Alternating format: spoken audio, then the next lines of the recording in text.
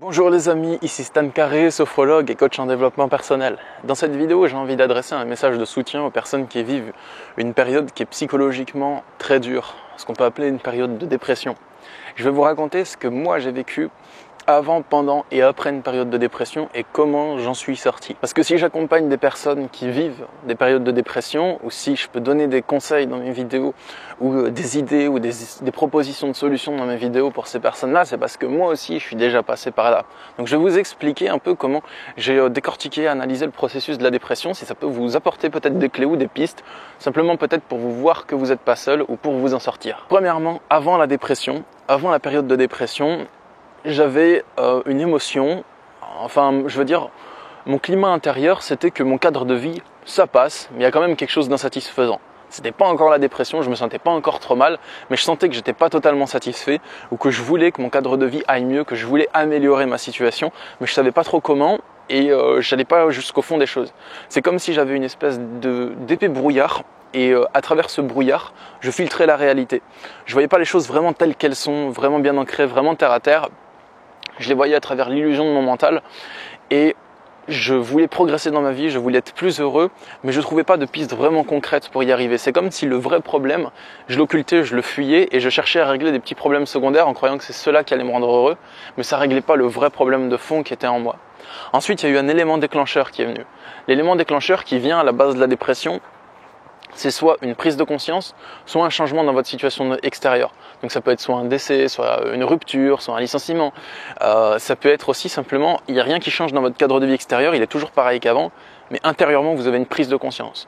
Par exemple, on va dire dans une relation d'emprise, enfin je dis une relation d'emprise parce que c'est un truc dont je parle souvent sur ma chaîne, mais admettons que vous êtes en couple avec un pervers narcissique, l'élément déclencheur, ça peut être la prise de conscience de, en fait si j'étais pas en couple, tous mes problèmes iraient mieux si j'étais pas en couple avec cette personne-là. Et là, boum, ça commence. On se dit, en fait, c'est dur, je vais pas arriver à rompre. On lutte contre nous-mêmes. C'est là qu'il y a le conflit intérieur qui commence, le conflit intérieur de la dépression. C'est quand il y a soit un élément déclencheur extérieur et on se dit, merde, comment je vais faire face à ce changement? C'est pas possible, je veux pas.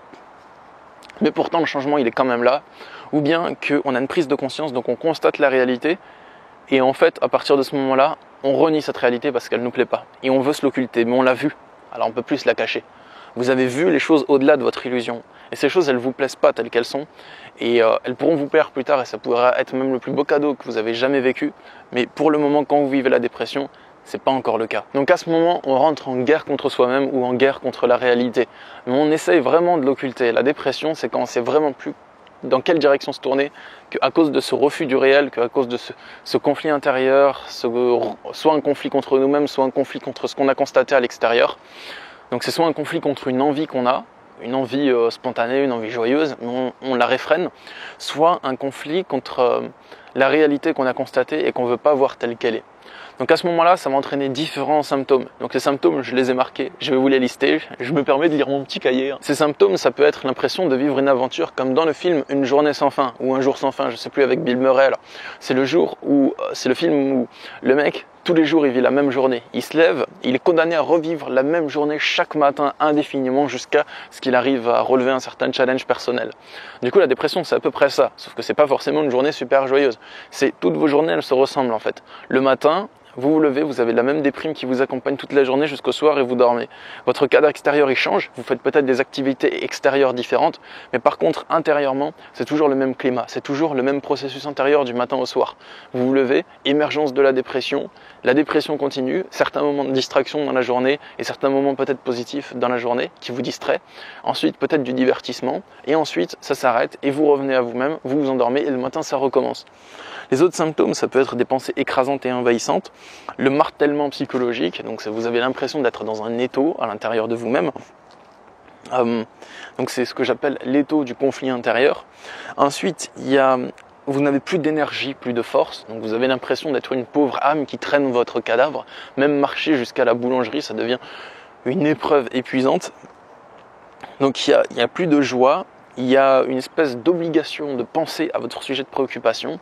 Donc c'est comme si votre sujet de préoccupation, C'est pas juste une simple petite question, vous y pensez et ça passe. Non, c'est une question autoritaire à laquelle vous devez répondre et vous devez y penser tant que vous n'avez pas résolu le problème. Et malheureusement, c'est pas en y pensant que vous arrivez à résoudre le problème, donc vous y pensez sans cesse et c'est tout, et ça revient. Comme si vous n'aviez pas le droit de penser à autre chose. Et dès que vous vous en écartez un peu, en fait, vous n'avez pas résolu votre problème qui est très important pour vous. Donc vous vous dites non, faut que je continue à y penser, j'ai pas le droit de me disperser. Ensuite, il y a le sentiment d'être bloqué. Donc quand on vit une dépression, on a le sentiment d'être bloqué dans notre situation, on ne sait pas comment en sortir et ça ne nous plaît pas.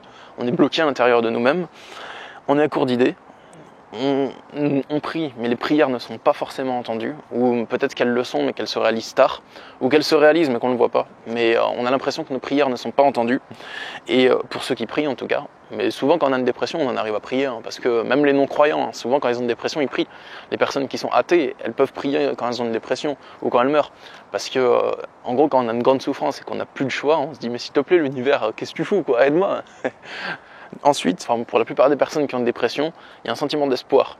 Donc il est peut-être faible, mais il est quand même omniprésent. C'est une sorte de volonté de régler le problème de la dépression. On ne sait pas comment on y arrivera, on ne sait pas quand on y arrivera, mais on veut le faire. Et si on veut le faire, c'est qu'on pense que c'est possible que ça soit fait. Donc on a une sorte de... Peut-être c'est logique de régler le problème, parce que chaque problème comporte une solution, c'est logique. Mais par contre, on a quand même cette petite volonté d'aller mieux, tout simplement.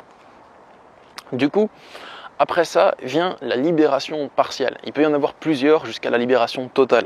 La libération partielle, c'est l'interrogation qui n'est pas résolue, mais vous gardez du calme intérieur face au problème.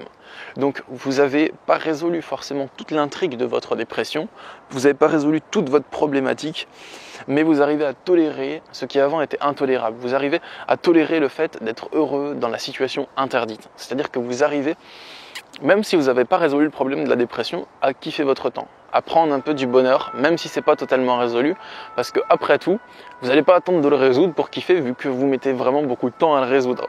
Et ces libérations intérieures, il peut y en avoir, puis des rechutes, puis des libérations intérieures, puis des rechutes, et ainsi de suite à votre rythme. C'est votre rythme personnel qui décide, chacun son propre rythme de résolution de dépression. Il n'y a pas de norme pour ça.